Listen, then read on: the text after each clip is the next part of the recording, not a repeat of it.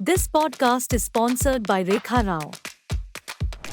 Business में एक concept होता है फर्स्ट मूवर एडवांटेज। ओवरऑल जो इंडियन मार्केट है वो आज दुनिया का सबसे बड़ा बाजार। अगर आप भारत की मार्केट को यूटिलाइज करना चाहते हैं अपने गेन के लिए भी, तो बेहतर है आप वहीं इन्वेस्ट करें। नहीं तो अभी आप यहाँ बैठ के एक्सपोर्ट करें, ये ज्यादा दिन चलने वाला है नहीं, और फिर बाद में जब आप आएंगे तब तक बहुत देर हो जाएगी। दुनिया की जितनी इंडस्ट्रीज हैं उनको ये मैसेज मिलना चाहिए कि अगर आप आज हिंदुस्तान में एंटर नहीं हो रहे हैं, 5 साल बाद होना होगा। टेस्ला ने क्या किया, पहले इंतजार करते रहे कि हम आएंगे, चाइना से भेजेंगे। हुआ क्या, आज ईवीज के अंदर इंडियन कंपनी सारी आ गई। अब टेस्ला कह रहा है हम आएंगे, लेकिन you lost that edge by delaying. Europe और अमेरिका आज जो चाइना से दुखी हैं, ये उन्हीं की क्रिएशन। चाइना को बनाया किसने? अमेरिकन कंपनीज ने, यूरोपियन कंपनीज ने। आज वो किसकी नाक में दम कर रहा है? अमेरिका और यूरोप। और हुआ यही कि इन्होंने कहा कि भाई ब्रांड हमारे पास है, मार्केटिंग कैपेबिलिटी हमारे पास है, हमें तो बस मैन्युफैक्चरिंग बेस चाहिए। हम अपने देशों में बना रहे हैं because of social security, because of insurance, because of environmental law, because of human right. Brand कल को यूरोपियन कंपनी का है तो वो स्विच कर जाएगा इंडिया। आज मैं 100% चाइना से ले रहा हूँ, विद टाइम हर साल मैं 10% भी इंडिया की तरफ शिफ्ट करता हूँ, तो 5-7 साल में मैं इंडिया में शिफ्ट हो जाऊंगा, चाइना इग्नोर कर दूंगा, क्योंकि ब्रांड मेरा है। I will decide. Now China is doing own the complete chain from raw material to the brand. अब किधर शिफ्ट करोगे? अब कर नहीं सकते।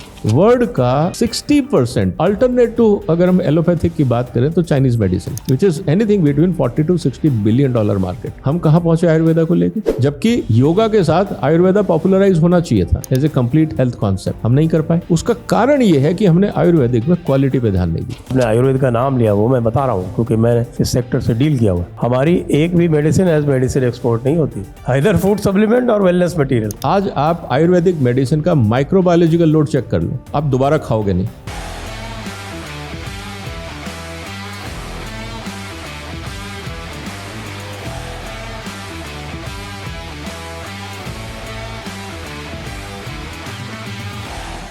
My honor to be here, and thank you very much.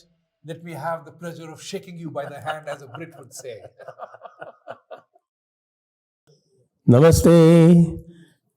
TGT podcast के इस संस्करण में आप सभी का स्वागत है, और आज हम बात करने जा रहे हैं कुछ आर्थिक विषयों पर, और हमारे साथ हैं आर्थिक विषयों के विशेषज्ञ विजय सरदाना जी। आपका स्वागत है विजय जी। नमस्कार। ये बताएं कि अभी कुछ दिनों पहले जब मोदी जी फ्रांस की यात्रा कर रहे थे, तब उन्होंने कहा था फ्रांसीसियों से कि भाई ऐसा है कि ये आपके लिए अवसर है कि आप भारत में निवेश कर लें, वरना बहुत देर हो जाएगी। तो क्या बताना चाह रहे थे उस समय? देखिए, बिल्कुल सही कहा मोदी जी ने, क्योंकि बिजनेस में एक कॉन्सेप्ट होता है फर्स्ट मूवर एडवांटेज। और जब हम बात कर रहे हैं हिंदुस्तान में इन्वेस्टमेंट की, और जिस तरह से अमेरिका के साथ भारत का एक स्ट्रैटेजिक पार्टनरशिप हुआ है, जापान की कंपनियां आ रही हैं, ऑस्ट्रेलियन कंपनीज आ रही हैं, यूके के साथ हम FTA करने वाले हैं, इवन इंडिया में अपनी जो कंपनियां हैं वो और इन्वेस्ट कर रही हैं। तो ओवरऑल जो इंडियन मार्केट है वो आज दुनिया का सबसे बड़ा बाजार है। और जब सबसे बड़ा बाजार है तो निश्चित रूप से हर कंपनी जो आज हिंदुस्तान को एक्सपोर्ट कर रही है, अब उनको पता है कि 140 करोड़ के अगर आबादी वाले देश में अगर हम बाहर से एक्सपोर्ट करेंगे तो हम कॉम्पिटिटिव नहीं रहेंगे। जब कोई कंपनियां डोमेस्टिक मैन्युफैक्चरिंग करेंगी तो जो एक्सपोर्ट कर रहे हैं वो आउट प्राइस्ड हो जाएंगे, और डोमेस्टिक कंपनियां मार्केट कैप्चर कर लेंगी। मोदी साहब का कहना यही था कि अगर आप भारत की मार्केट को यूटिलाइज करना चाहते हैं अपने गेन के लिए भी, तो बेहतर है आप वहीं इन्वेस्ट कर लें। नहीं तो अभी आप यहाँ बैठ के एक्सपोर्ट करें, ये ज़्यादा दिन चलने वाला है नहीं, और फिर बाद में जब आप आएंगे तब तक बहुत देर हो जाएगी। तो ये राइट टाइम है। Don't waste, move into the market with investments. और ये बहुत लॉजिकल है, एक बिजनेस पॉइंट ऑफ व्यू से भी, स्ट्रैटेजिकली भी, और इंडिया फ्रांस पार्टनरशिप को लेके भी। तो मुझे लगता है कि बिल्कुल प्रैक्टिकल। आफ्टर ऑल गुजराती हैं मोदी जी, तो गुजराती को पता है कि बिजनेस की भाषा और लोगों को क्या समझ में आता है। तो उन्होंने एक सही एडवाइस दी है। अब ये फ्रांस की इंडस्ट्री को सोचना है, और इनफैक्ट इस मैसेज से तो मैं कहूँगा कि दुनिया की जितनी इंडस्ट्रीज हैं डिफरेंट देशों में, उनको ये मैसेज मिलना चाहिए कि अगर आप आज हिंदुस्तान में एंटर नहीं हो रहे हैं, 5 साल बाद होना होगा। टेस्ला ने क्या किया, पहले इंतजार करते रहे कि हम आएंगे, चाइना से भेजेंगे। हुआ क्या, आज ई मोबिलिटी में, ईवीज के अंदर इंडियन कंपनी सारी आ गई। सब ने, टाटा ने, महिंद्रा ने, आपके मारुति ने, सब ने ईवीज निकाल दी। अब टेस्ला कह रहा है हम आएंगे। यू आर वेलकम, मना नहीं है, लेकिन you lost that edge by delaying. अब उनको सोचना होगा कौन सा मॉडल, क्योंकि प्राइस बैंड तो ऑलरेडी फिक्स कर दिया है, कंपटीशन है। अगर मान लीजिए टाटा की गाड़ी 15 लाख में या 10 लाख में मिल रही है, अब टेस्ला आके अगर 50 लाख की गाड़ी निकालता है तो उसका कंपटीशन फिर मर्सिडीज से होगा, उस रेंज में होगा। और जो मेजॉरिटी मार्केट है वो टाटा, मारुति, महिंद्रा कैप्चर कर लेंगे, तो आप निश प्लेयर रह जाएंगे और उतना वॉल्यूम नहीं मिलेगा जो आप पहले आके मार्केट का एक स्टैंडर्ड सेट कर सकते थे। अब now you are a follower, और फॉलोअर इज ऑलवेज एक डिसएडवांटेज। तो ये बातें फैक्ट है। तो इसीलिए मोदी जी का जो कहना है कि आप हिंदुस्तान आइए, इन्वेस्ट करिए, ज़्यादा सोचेंगे तो लेट हो जाएंगे और फिर दुखी होंगे। तो ये एडवाइस उनके लिए लॉजिकल और सेंसिबल है, और वो भी प्राइम मिनिस्टर कह रहे हैं, तो इसका मतलब ये है कि उनको सीरियसली लेना चाहिए। वैसे यदि देखा जाए तो जो पश्चिम का जो ये पूरा का पूरा जो ये ग्लोबलाइजेशन मॉडल इन्होंने लेट 80s 90s में इवॉल्व किया था, और अपनी जो सारी की सारी मैन्युफैक्चरिंग इन्होंने आउटसोर्स कर दी थी चाइना को। अब उसका इनको पता चल रहा है कि भाई जो बातें करते हैं ये डेमोक्रेसी की, और जो मेरा मानना है कि इन्होंने आउटसोर्स इसलिए किया था कि इनको डिक्टेटरशिप में मैन्युफैक्चरिंग करने में आसानी रहती थी।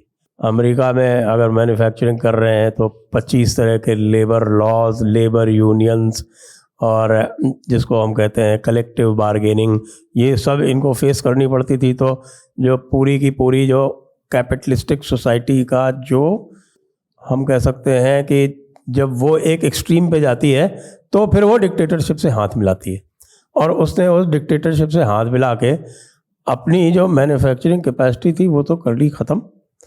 और चूंकि इनके पास डॉलर था, यूरो था, रिजर्व करेंसीज थी, उसके बहाने, अपने कंज्यूमरिज्म के बहाने ये चलाते रहे, और अब जो है ये अब इनके सर पर आकर पड़ी है। आप क्या सोचते हैं?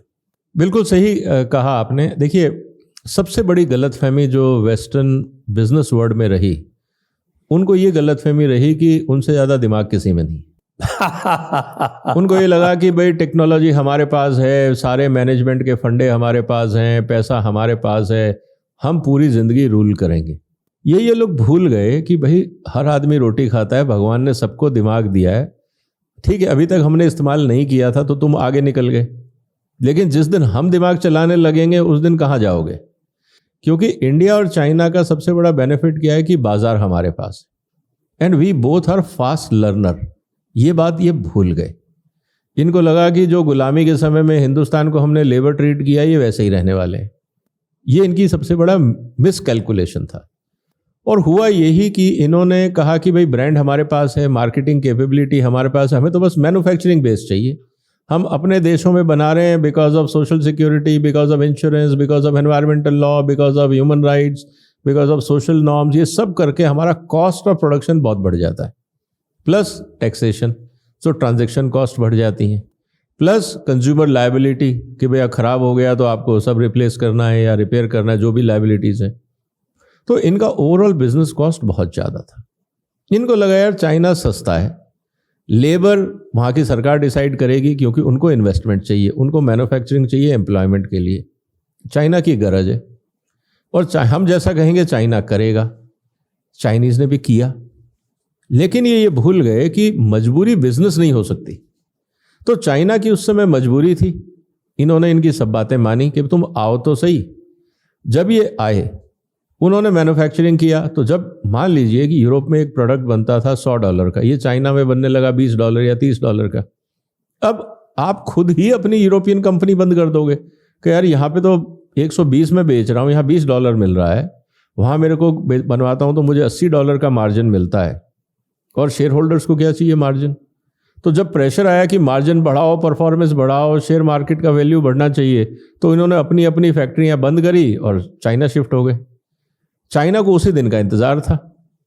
चाइना ने पहले खूब माल बनाया को दिया as a manufacturing hub. Problem क्या हुई और बेनिफिट क्या हुआ? प्रॉब्लम चाइना में यह हुई कि पॉल्यूशन लेवल बढ़ गया। बेनिफिट चाइना को ये हो कि उनको सब समझ में आ गया कि स्किल सेट्स क्या हैं, टेक्नोलॉजीज क्या हैं, मैन्युफैक्चरिंग नॉर्म्स क्या होते हैं वगैरह वगैरह। वो सब कुछ सीख गए क्योंकि यही लोग तो जाके सिखा रहे थे। क्योंकि माल बेचना है यूरोप में तो क्वालिटी स्टैंडर्ड तो यूरोपियन है, मैन्युफैक्चरिंग चाइना में है, तो क्या हुआ, चाइनीज लेबर, चाइनीज मैनेजर्स सब कुछ सीखे। और चाइना ने एक बहुत अच्छी बात करी जो मैं अक्सर कहता हूं कि हिंदुस्तान को भी सीखना चाहिए। उन्होंने क्या किया कि अपनी यूनिवर्सिटीज को, क्योंकि मैन पावर चाहिए था, तो अपनी यूनिवर्सिटीज को उन्होंने इंटरनेशनल लेवल पे तैयार किया कि आप मैन पावर तैयार करिए, technical man power, supervisory man power, quality man power, R&D man power. तो आप सिर्फ यूरोपियन कंपनी के लिए तो करोगे नहीं, आपने पूरे के पूरे कोर्स यूनिवर्सिटीज के बदल दिए एज पर इंटरनेशनल नॉर्म्स। इसका मतलब जो मैन पावर उनकी यूनिवर्सिटी से निकलेगा वो वर्ल्ड क्लास निकल रहा है as per world class norms. जो यूरोपियन कंपनी में जाना चाहता है वो वहां नौकरी कर ले, बचा हुआ कहाँ जाएगा, वो चाइनीज कंपनी में काम करेगा। उससे क्या हुआ, चाइनीज कंपनीज के भी क्वालिटी इंप्रूव होने लगी क्योंकि स्किल सेट तो वही था, नॉलेज बेस वही था। सिर्फ फर्क क्या था IPR का, कि डिजाइन मेरा, पेटेंट मेरा, कॉन्सेप्ट मेरा। चाइना ने उस चीज को बहुत ज्यादा रेस्पेक्ट दिया नहीं, तो जिसको कहते हैं रिवर्स इंजीनियरिंग करके उन्होंने सारे डुप्लीकेट बना डाले चोरी कर ली। तो उन्होंने क्या किया, आपको जो चाहिए, जो आपकी फैक्ट्री में बिक रहा है, मान लीजिए सोनी, हाँ। आपकी फैक्ट्री में बिक रहा है, आप सोनी करके बेचो। बाकी थर्ड वर्ल्ड में जितना सोनी बिक रहा है वो मेड इन चाइना है। अब ये नहीं पता कि वो सोनी की फैक्ट्री में या बाहर की फैक्ट्री में, लेकिन क्वालिटी वाज नॉट डिफरेंशिएटेड। तो वो एक चैलेंज हो गया। लेटली चाइना ने और समझदारी का काम किया।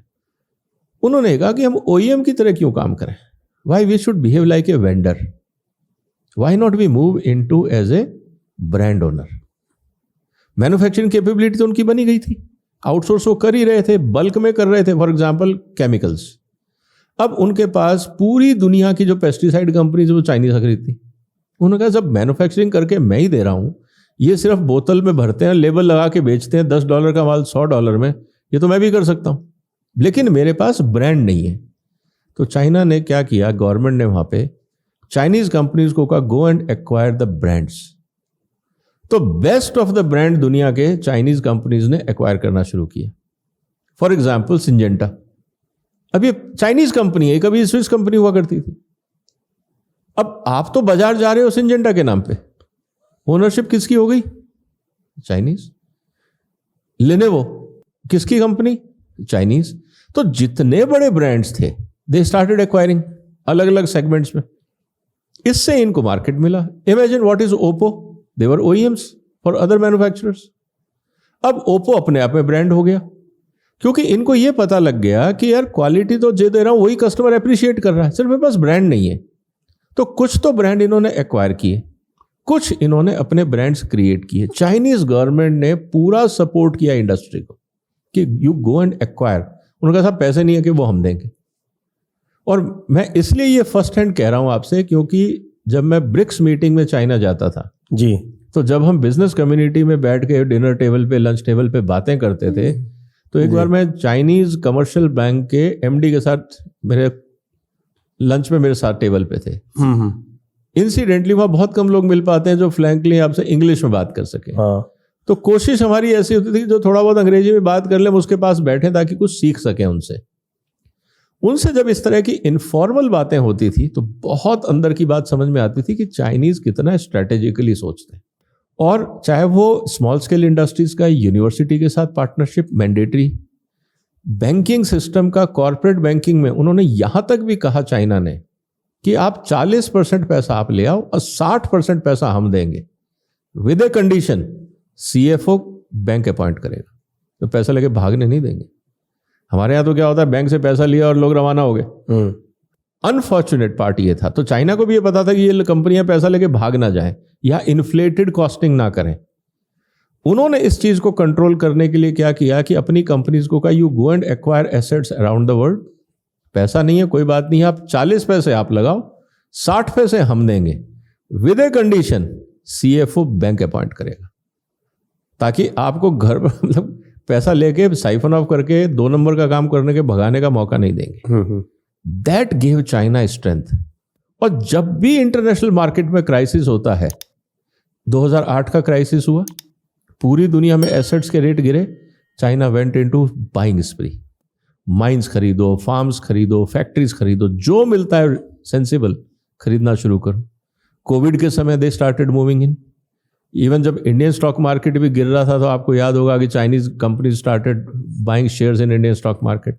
तो गवर्नमेंट ने कहा कि all the neighbouring countries which are touching border they need a prior permission. ये रूल उसी लिए बनाया था। तो कहने का मतलब ये है कि दे आर वेरी क्लियर, चाहे वो एक्सपोर्ट्स मार्केट हो, चाहे वो डोमेस्टिक मैन्युफैक्चरिंग हो, चाहे वो इंटरनेशनल पार्टिसिपेशन हो। तो यूरोप और अमेरिका आज जो चाइना से दुखी हैं, ये उन्हीं की क्रिएशन है। चाइना को बनाया किसने? अमेरिकन कंपनीज ने, यूरोपियन कंपनीज ने। आज वो किसकी नाक में दम कर रहा है? अमेरिका और यूरोप। तो आपने तो मॉन्स्टर खड़ा किया है। Have fun. अब यहाँ ये बात आती है कि चाइना से यूरोपियन कंपनीज परेशान हैं, ये दिखता है, लेकिन उनके पास कोई चॉइस नहीं है, क्योंकि जो आपके पूरी की पूरी जो सप्लाई चेन लाइंस जितनी भी बन गई हैं वो सब चाइना के थ्रू है। आप चाइना को इग्नोर करके अगर आप चाहें कि आप चेंज कर दें, जैसे TSMC के जो सेमीकंडक्टर प्लांट्स ये लगाने का प्रयास कर रहे हैं नेवाडा में, तो उसमें भी इनको हर्डल्स तो आ रहे हैं। या जैसे TSMC वगैरह या आपके माइक्रॉन वगैरह जब भारत में आने का प्रयास कर रहे हैं तो उनको भी इश्यूज़ हो रहे हैं, क्योंकि बहुत सारी जो सप्लाई चेन्स हैं, रेयर अर्थ मटेरियल है, ये सब है, ये चाइना से आते हैं। चाइना ने रेयर अर्थ मटेरियल पे एक तरह से मोनोपोलाइज कर रखा है। चाइना का जो ये लोग कहते हैं कि साहब कि चाइना धीरे धीरे डीकपल होगा, ये डीकपलिंग आपको पॉसिबल लगती है क्या? सर कुछ क्षेत्रों में लगता है।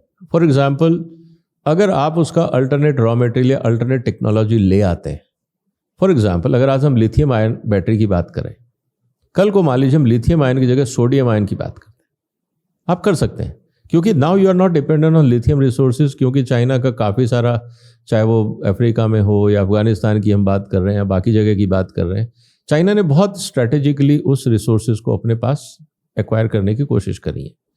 फिर उन्होंने जहाँ जहाँ पे इम्पॉर्टेंट ये नेचुरल रिसोर्सेज थे, वहाँ की गवर्नमेंट्स के साथ उनका बड़ा स्ट्रैटेजिक अरेंजमेंट है।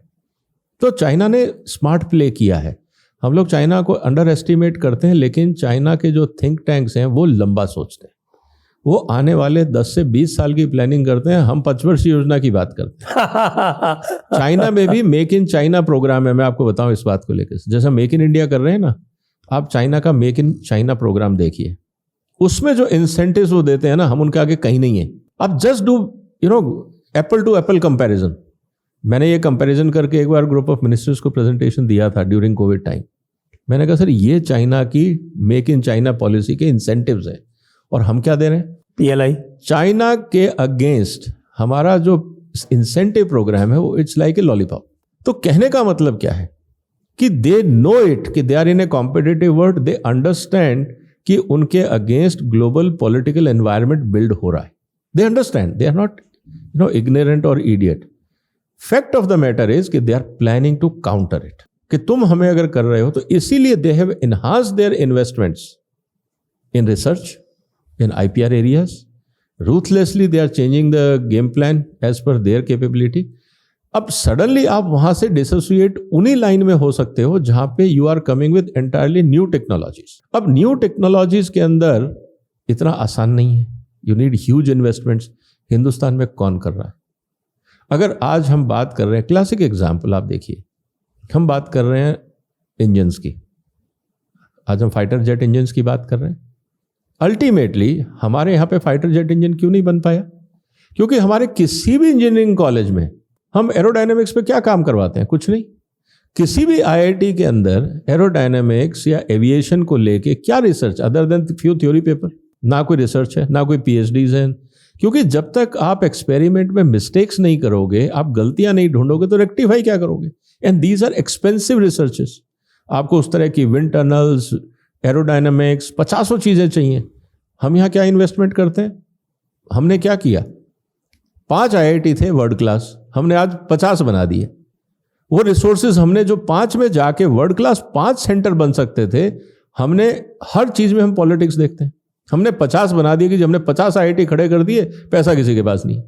या जो होना चाहिए, मान लीजिए आप एक एक IIT को 500 करोड़ देते और आप कहते कि मुझे रिजल्ट चाहिए, अब आपने उस 500 करोड़ को 50 में बांट दिया, 10-10 करोड़ ले लो, रेवड़ी बांट दी, उससे वो क्या करेगा? एक लैब नहीं लगती आज 10 करोड़ में। सर मैं लैब्स लगा रहा हूं, मुझे पता है मशीनों की कॉस्ट क्या बैठती है। तो हुआ क्या कि हमने मास प्रोडक्शन में क्वालिटी कॉम्प्रोमाइज करी। हिंदुस्तान का पॉलिटिकल सिस्टम मास प्रोडक्शन में हर चीज मेगा के चक्कर में क्वालिटी कॉम्प्रोमाइज कर रहा है। चाइना ने रिवर्स किया, चाइना ने कहा नहीं, फोकस्ड। एक एग्जांपल मैं आपको और देता हूं। हम बात करते हैं इंडियन मेडिसिन को लेके, होम्योपैथिक, आयुर्वेदिक, ये बातें हम करते हैं। चाइनीज मेडिसिन भी है। वर्ल्ड का ऑलमोस्ट 60% अल्टरनेटिव, अगर हम एलोपैथिक की बात करें तो चाइनीज मेडिसिन है, which is anything between 40 to 60 billion dollar market. हम कहां पहुंचे आयुर्वेदा को लेके? जबकि योगा के साथ आयुर्वेदा पॉपुलराइज होना चाहिए था as a complete health concept, हम नहीं कर पाए। उसका कारण यह है कि हमने आयुर्वेदिक में क्वालिटी पे ध्यान नहीं दिया। चाइना ने क्या किया, मैं पिछली बार जब जस्ट कोविड से पहले मैं चाइना था, मेरे साथ जो, क्योंकि वहाँ पे लैंग्वेज चैलेंज होता है, तो जब भी कोई, मेरे को वहाँ इनवाइट किया गया था एक इंटरनेशनल कॉन्फ्रेंस में एड्रेस करने के लिए, तो मेरे साथ जो एस्कॉर्ट लगाया था बच्चे को, कॉलेज के बच्चे को, तो मैंने पूछा कि what you do, you know, वहाँ पे कॉलेजेस में इंग्लिश उन्होंने पढ़ाना शुरू किया है। Sir I am doing my work on Chinese medicine. मैंने कहा Chinese medicine what? You know my focus is on manufacturing of Chinese medicine. तो मैन्युफैक्चरिंग में क्या क्या सीखते हो? Means how to get raw material, how to do processing and how to do packaging, how to do branding. No no no, I am only interested in liquid extraction of Chinese medicine. तो मैंने कहा what about packaging? That's a separate course. Chinese medicine packaging is a separate course. How to select right raw material is a separate course. Means what they are saying is कि at every level in factory, suppose उसमें 10 unit operation, हर level पे जो आदमी खड़ा है, चाहे worker या supervisor, he is authority और genius on that subject. तो क्वालिटी डिस्टॉर्ट कैसे होगी? This strength of Chinese medicine is ruling the world. हम आयुर्वेद में क्या कर रहे हैं? आप एक ही कंपनी का प्रोडक्ट उठा लीजिए बैच टू बैच, आपको पता ही नहीं लगेगा कि किसमें क्या है। बल्कि एक और दूसरी प्रॉब्लम है। वैसे तो चूंकि मैंने यहाँ आयुर्वेद डील किया है, काफ़ी कुछ स्टैंडर्डाइजेशन हुआ है, इनकी कॉर्नोकोपिया भी बनी है, बहुत सारी चीज़ें बनी हैं, वो तो है। इन्होंने एक अपने technical traditional knowledge digital library भी बनाई है, जिसके बेसिस पे जो पेटेंट्स होते हैं, हमारी मेडिसिन, हमारे जो ट्रेडिशनल फॉर्मुलेशंस हैं, उसको वहाँ चैलेंज करते हैं, उसमें जीतते हैं लगभग सभी में, 100% स्ट्राइक रेट है लगभग। लेकिन हमारे यहाँ दूसरी प्रॉब्लम है आयुर्वेद में, चूँकि आपने आयुर्वेद का नाम लिया, वो मैं बता रहा हूँ क्योंकि मैंने इस सेक्टर से डील किया हुआ है। हमारी एक भी मेडिसिन एज मेडिसिन एक्सपोर्ट नहीं होती। हाँ, वो फूड सप्लीमेंट है, इधर फूड सप्लीमेंट और वेलनेस मटीरियल। हाँ, नहीं, विद इन दैट आज मैं आपसे एक बात पूछता हूँ। आपने कहा कि हम पेटेंट पे फाइल कर लेते हैं, बात सही है, क्योंकि वो प्रायर नॉलेज है। पेटेंट डिफीट करना आसान है। आज आप आयुर्वेदिक मेडिसिन का माइक्रोबायोलॉजिकल लोड चेक कर लो, आप दोबारा खाओगे नहीं। मैंने किए अपनी लैब्स में। आप बाजार से एक आयुर्वेदिक मेडिसिन का लिक्विड ले लीजिए, उसको प्लेटिंग करवाइए कि इसमें माइक्रोबियल लोड बता दो, मैं गारंटी देता हूं आप दोबारा नहीं खाओगे। मैंने खानी बंद कर दी। प्रॉब्लम ये है, best of the concept, because of improper planning and improper monitoring and enforcement, we have killed the concept. और जब ये मेडिसिन बाहर जाती है, वो तो सारे टेस्ट करेंगे, उनका तो इमोशनल कनेक्ट नहीं है ना, वो तो प्रोडक्ट है, प्रोडक्ट के पैरामीटर्स के हिसाब से काम होगा। So what my way of looking at is कि हम लोगों को अगर चाइना को या वर्ल्ड मार्केट में इकोनॉमिकली, जो मोदी जी अक्सर कहा करते हैं कि भाई जीरो डिफेक्ट जीरो इफेक्ट, सही है, कॉन्सेप्ट पे सही है, लेकिन आपका पूरा जो FSSAI डिपार्टमेंट है, ड्रग्स डिपार्टमेंट है, उसके जो इंस्पेक्टर्स हैं, या जितनी आपने प्राइवेट लैब सर्टिफाई करी हैं, लाइव एग्जाम्पल है, हिंदुस्तान से जितना एक्सपोर्ट होता है सब पे लिखा होता है गुड क्वालिटी ओके। यही सारे कंसाइनमेंट जब यूरोप और अमेरिकन पोर्ट पे पहुंचते रिजेक्ट क्यों हो जाते हैं? हिंदुस्तान नंबर 1 या नंबर 2 रहता है मंथली रिजेक्शंस में वर्ल्ड वाइड। क्यों? अगर आपका सर्टिफिकेट ओके था, रिजेक्ट क्यों हुआ? तो सील्ड कंटेनर में तो बैक्टीरिया नहीं घुसेगा, सील्ड कंटेनर में तो डस्ट नहीं जाएगी, फिल्थ नहीं जाएगा। इसका मतलब क्या है? हम लोग अभी भी क्वालिटी को लेके कैजुअल है। तो जो सप्लाई चेन की आप बात कर रहे थे, China has given that level of confidence to the buyer.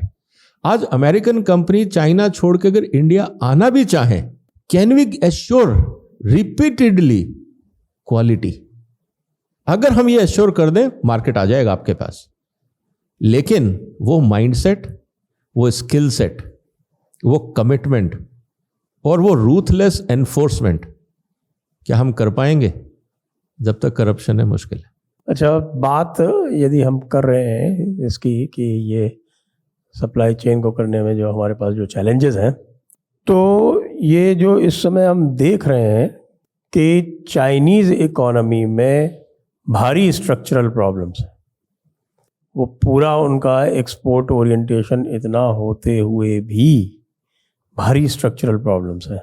और वो स्ट्रक्चरल प्रॉब्लम्स इसलिए हैं क्योंकि 2008 के बाद उन्होंने इसको इतना स्टिमुलस दे डाला और रियल एस्टेट वगैरह को इतना ज़्यादा उसको लॉपसाइडेड कर दिया कि आज ऐसा लगता है कि चाइनीज़ इकोनॉमी आज डूबेगी कि कल डूबेगी।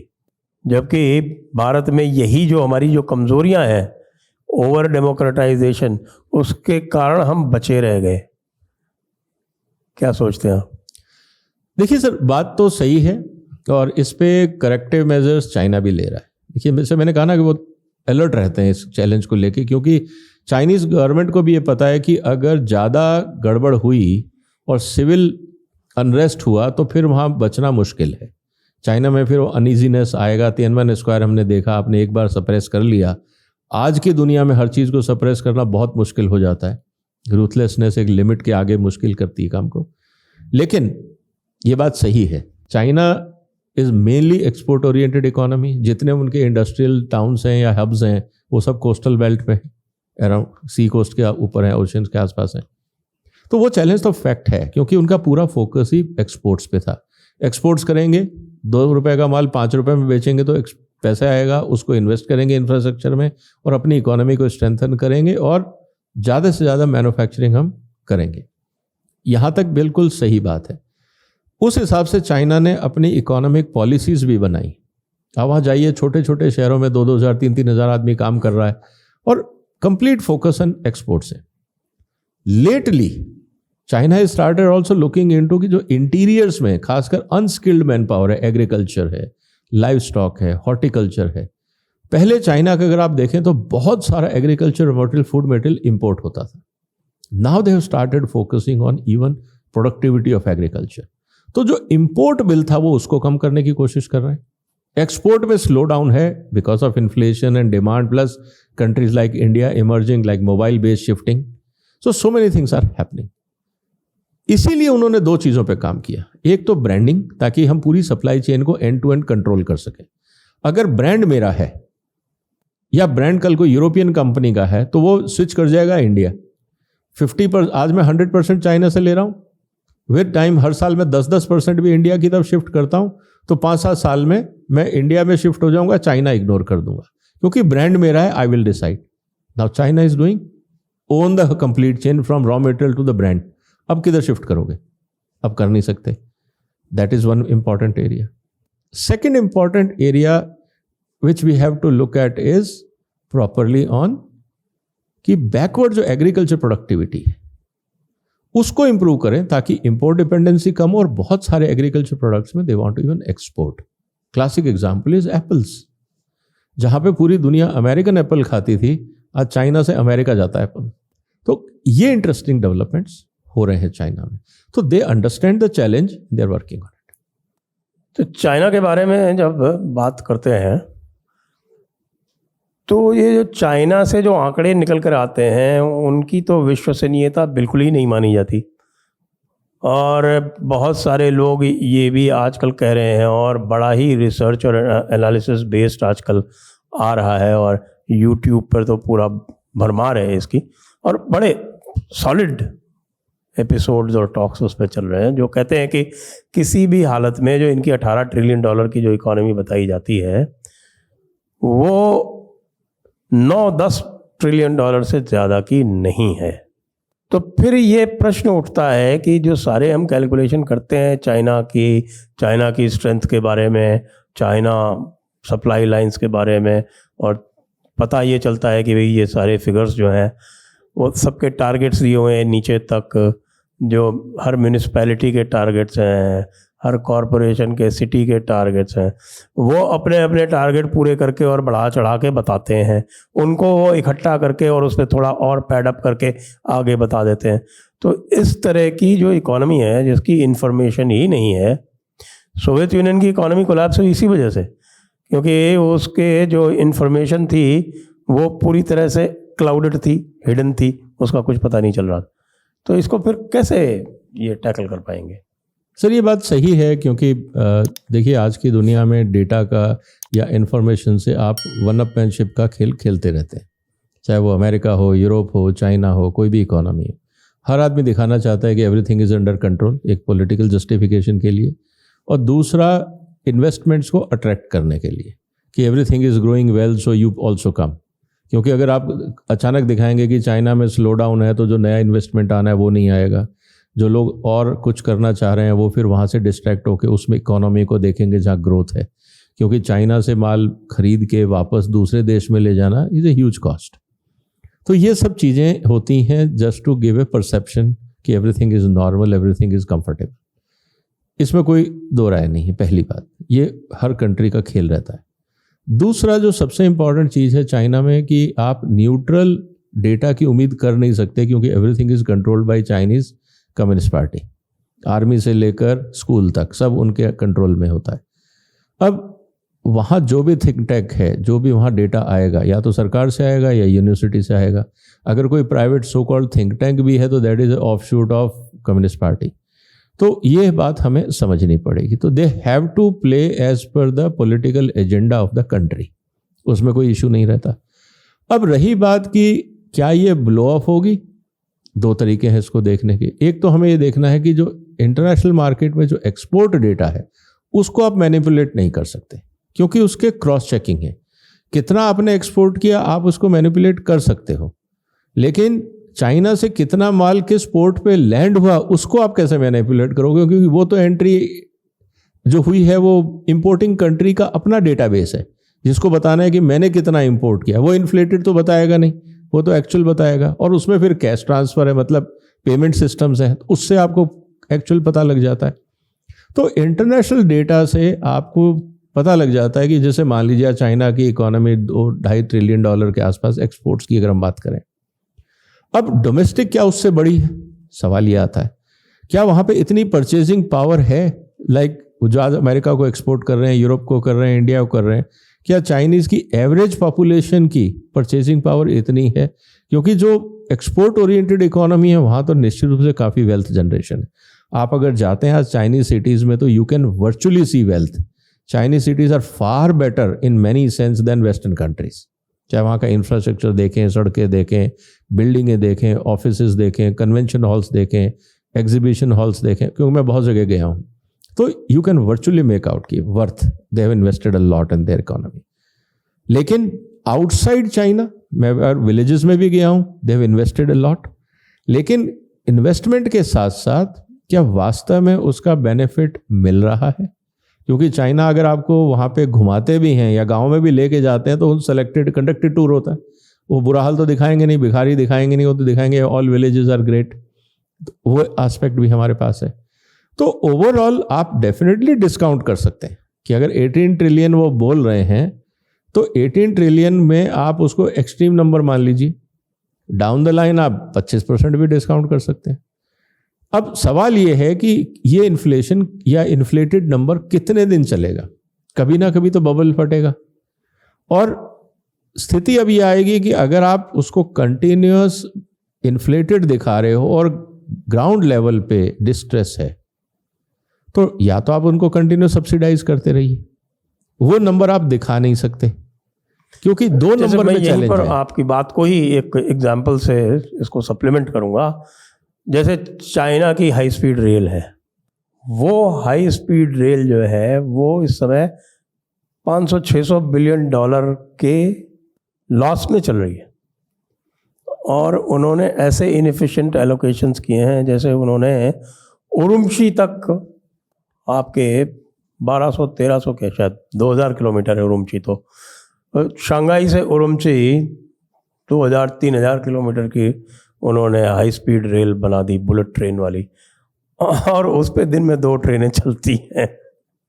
तो ये पूरी तरह से इनएफिशिएंट एलोकेशन ऑफ रिसोर्सेज इस तरह की इकोनॉमी में हो जाता है, जो कि दूसरी इकोनॉमीज में जो मिक्स्ड हैं या जो अधिक प्राइवेटली ओन्ड है, जैसे अमेरिका में आप देखें कि बहुत मुश्किल है डेटा फज कर पाना। करते तो हैं फिर भी, लेकिन डेटा फज कर पाना बहुत मुश्किल होता है, क्योंकि इतने सारे क्रॉस चेक्स होते हैं कि इसीलिए वहाँ की हाईली डेवलप्ड फाइनेंशियल सिस्टम माना जाता है। इंडिया में भी अगर आप फज करेंगे तो कोई ना कोई इंडिपेंडेंट वाला जो जाके पकड़ बच लेगा, आज नहीं तो 2-3 साल बाद पकड़ लेगा। तो ये चाइना में तो बिल्कुल संभव नहीं है।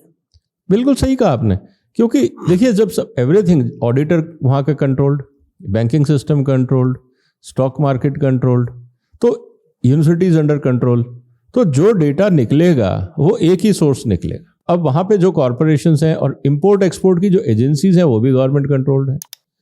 जहाँ तक कि जो बड़े कॉरपोरेशंस हैं उनमें भी गवर्नमेंट इक्विटी है। तो वहाँ पे हर चीज़ में एक you can say indirect censorship है कि जो भी डेटा निकलेगा वो it has to be screened at a certain level, और आप मनमर्जी से बोल नहीं सकते, या आप ये नहीं कह सकते नहीं ये डेटा खराब है, तब क्या होगा। तो समस्या ये है कि जो बोलेगा वो जाएगा कुर्सी से। अब कौन अपनी कुर्सी खोना चाहेगा, तो वो हम उम्मीद करें भी नहीं। लेट्स बी वेरी प्रैक्टिकल कि भाई चाइना जो कह रहा है that we have to take on face value, वो होगा नहीं।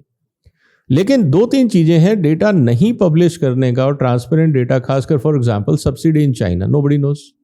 क्योंकि अगर आप एक लिमिट से ज़्यादा सब्सिडी दे रहे हैं तो आप WTO मेंबर है, वहाँ क्वेश्चन मार्क शुरू हो जाएंगे। आप एक्सपोर्ट सब्सिडी एक लिमिट से ज़्यादा दे रहे हैं तो वहाँ क्वेश्चन आ जाएंगे। एज सिंपल एज कि कोविड डेथ डेटा तक आज तक आपको नहीं मिला। कहने को कि भाई एक आपने 15 दिन तक 20 दिन तक दिया, 4,500-5 हज़ार डेथ्स आपने दिखाई, उसके बाद आपका डेटा एकदम ड्राई अप हो गया। आप वर्डोमीटर की वेबसाइट पे जाके आप चाइनीज़ का कोविड डेटा देख लीजिए। एक तरफ तो आप कह रहे हैं कि हमने पूरे सिटी आफ्टर सिटी लॉकडाउन कर दिए, भाई इतनी क्या समस्या आ गई थी। दूसरी तरफ डेटा ये आ रहा है कि सडनली इतने मिलियन मोबाइल फ़ोन एकदम आउट ऑफ सर्विस हो गए हैं, क्योंकि वो डेटा आप कैप्चर कर लेते हैं दूसरी टेक्नोलॉजिकल प्लेटफॉर्म्स के माध्यम से।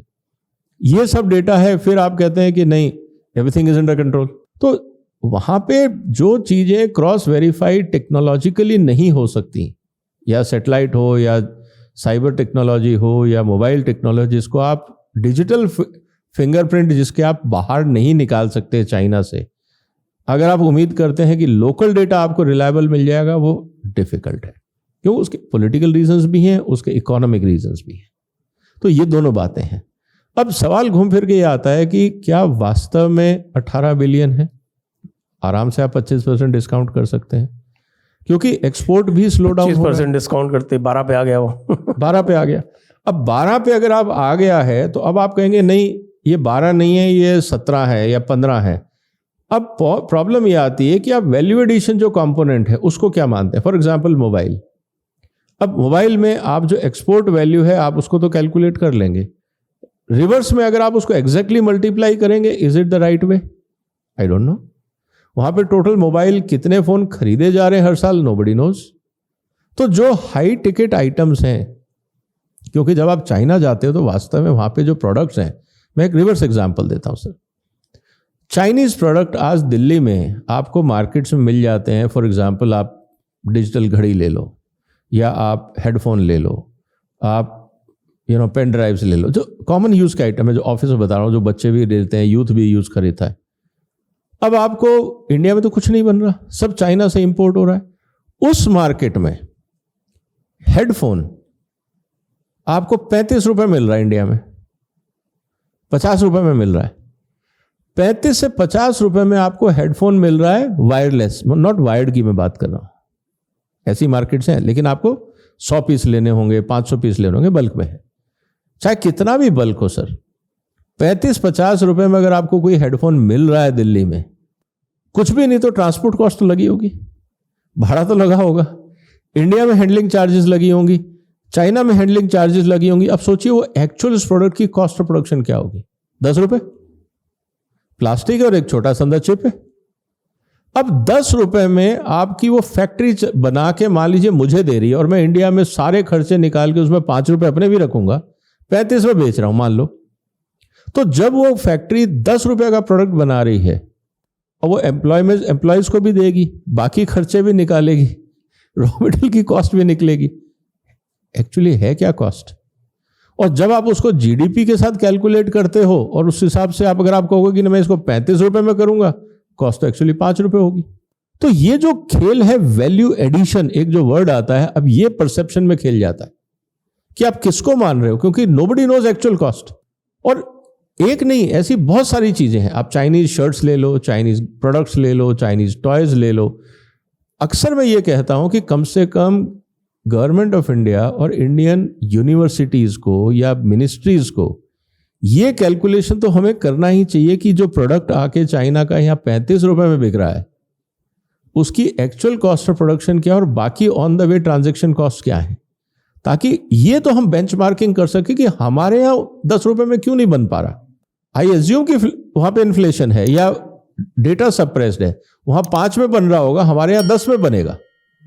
लेकिन ये बेंचमार्किंग करने का मौका तो हमें मिलेगा कि कौन से डिपार्टमेंट में इनएफिशिएंसी है और क्यों है, ताकि हम उस एरिया को अपग्रेड कर सकें if you have to compete against China. तो बहुत कुछ सीखने को भी है और बहुत कुछ डिस्काउंट करने को भी। एक और बात अभी जो हम देख रहे हैं, जो चाइना की तरफ से, यूएस की तरफ से जो सिग्नल आ रहे हैं, जो वर्ल्ड इकोनॉमी में चेंजेस की बात आ रही है, चाइना ने एक पेपर पब्लिश किया। उस पेपर का, बाकी तो उसमें बहुत सारी चीज़ें हैं, डिफेंस भी है और स्ट्रेटेजिक भी है, बहुत सारी चीज़ें हैं उसमें। एक उसमें इकोनॉमी के ऊपर एक पूरा, उसके ऊपर एक चैप्टर है, और उस इकोनॉमी में जो इंडिकेशंस आ रहे हैं, वो इंडिकेशंस ये आ रहे हैं कि चाइना जो है वो एक्सपोर्ट ओरिएंटेड इकोनॉमी से बाहर निकलना चाहता है और वो डॉलर की जो हेजिमनी है उसको हटाना चाहता है। उसमें एक, मैं आपको कोट करके बताता हूँ, एक जगह पर उसमें लिखा हुआ है कि $100 का बिल प्रिंट करने में 17 सेंट लगते हैं और हमको उस 17 सेंट के बदले $100 की गुड्स और सर्विसेज देनी पड़ती हैं। ये किस ओर इशारा है? देखिए सर, इस समय पूरी दुनिया में डी डॉलराइजेशन को लेके एक बहुत सीरियस डिबेट चल रही है। कारण बहुत सिंपल है, क्योंकि जिस तरह से 2-3 इंपॉर्टेंट डेवलपमेंट्स थे। एक तो अगर आप डॉलर बेस्ड इकोनॉमी हैं, जैसे आप रशिया की अगर आप बात करते हैं इंटरनेशनल ट्रेड को लेके, तो सडनली आपको इंटरनेशनल मार्केट में ब्लॉक कर दिया जाए या स्विफ्ट सिस्टम से आपको बाहर कर दिया जाए और पूरी अगर आपकी ट्रांजैक्शन डॉलर में है तो वर्चुअली यू आर पैरालाइज्ड। तो people want to create a risk mitigation mechanism. ठीक है, डॉलर में हम कर रहे हैं, लेकिन why we should do 100% in dollar, पहली बात। दूसरा, मेरी गलती नहीं है, अमेरिका ने कोई पॉलिसी चेंज करी, डॉलर का फ्लक्चुएशन हो गया, मेरी अननेसेसरी कॉस्ट बढ़ गई या मेरा लॉस हो गया, which is beyond my control. I have no control actually and I am suffering. ये भी एक चैलेंज है, क्योंकि आज अमेरिकन पॉलिसी को लेके, अब suppose there is a dispute between America China, अब डॉलर के फ्लक्चुएशन से इंडियन इकोनॉमी का तो बट्टा बैठ गया। अगर आप मान लीजिए डॉलर बढ़ जाता है या कोलैप्स हो जाता है, सपोज 10 रुपये बढ़ गया डॉलर, मेरा तो पेट्रोल बिल बढ़ गया ना, वहाँ पे माइन मतलब कि एक्सट्रैक्शन कॉस्ट बढ़ी सऊदी अरेबिया में, ना कुछ हुआ, लेकिन मेरे को 10 रुपये एक्स्ट्रा देना पड़ रहा है। किस बात का? क्योंकि मेरी करेंसी डॉलर है। अगर मैं डॉलर नहीं होता, इंडियन रूपी में डील करता, तो मेरे को कोई फर्क नहीं था। ये एक रीजन है कि लोग सीरियसली सोच रहे हैं कि ये जो एक्सटर्नल फैक्टर है जिसमें कहीं हमारा कोई रोल नहीं है, neither we can control it, why we should suffer because of that, can we create a alternate option. इसीलिए इंडिया ने रशिया के साथ जब डील किया तो रुपी ट्रेड में किया। अनफॉर्चुनेटली हमने क्या किया, उसको वन वे देखा। अगर हमें यह पता था कि हम वहां से फ्यूल ले रहे हैं लगातार और हम वहां उनको रुपए देते जा रहे हैं, जब तक रशिया रुपए को यूज नहीं कर पाएगा, एक समय बाद तो वहां गलत होना है। हमें पैरेलली इंडियन इंडस्ट्री डेवलप करनी चाहिए थी, ताकि रशिया इंडियन प्रोडक्ट खरीदे और हमें रुपए में पेमेंट कर दे। तो ये रुपी ट्रेड, रुपी रूबल ट्रेड का जो पुराना जमाना था, रुपी टू रुपी ट्रेड स्ट्रेंथन हो जाता, हमारी डोमेस्टिक इकोनॉमी स्ट्रेंथ हो जाती और वहां से हम फ्यूल भी लेते रहते रीजनेबल प्राइस पे। हम लोगों ने उस पर ध्यान नहीं दिया। अगर यही हम ऐसे फोकस कर लेते कि रशिया दुनिया से क्या क्या खरीद रहा है। मुझे याद है कि बीच में एक फीडबैक आया था मंत्रालय से कि रशियन वांट्स जब तुरंत यूक्रेन वॉर के बाद कि they need chicken from India, हमारी कंपनियां तैयार ही नहीं।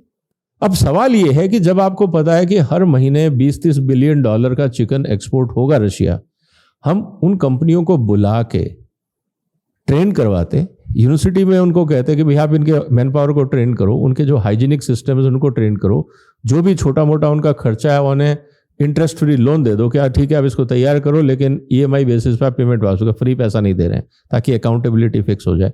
और जो वहाँ चिकन प्रोड्यूस हो आप रशिया एक्सपोर्ट कर देते फ्लाइट भर भर के, तो क्या होता, एक बार्टर भी शुरू होता और रुपी स्ट्रेंथन होता। हमने उन पर ध्यान नहीं दिया। प्रॉब्लम यह है कि हम लोग स्ट्रेटेजिकली नहीं सोचते। हम सोचते हैं चलो डील साइन होगी, वेरी गुड, हम ताली बजाते हैं, फोटो खिंचवाते हैं, माला पहन लेते हैं, उसके बाद भूल जाते हैं और वो बाद में लायबिलिटी बन जाती है। हम लोग, ये फर्क है चाइना के साथ। चाइना हर चीज को गेम, चाइना अगर प्रॉब्लम भी क्रिएट करता है, ऐसे भी इंसिडेंसेस मैं आपको बताऊं, और ये मुझे बताया है अमेरिकन अथॉरिटीज ने।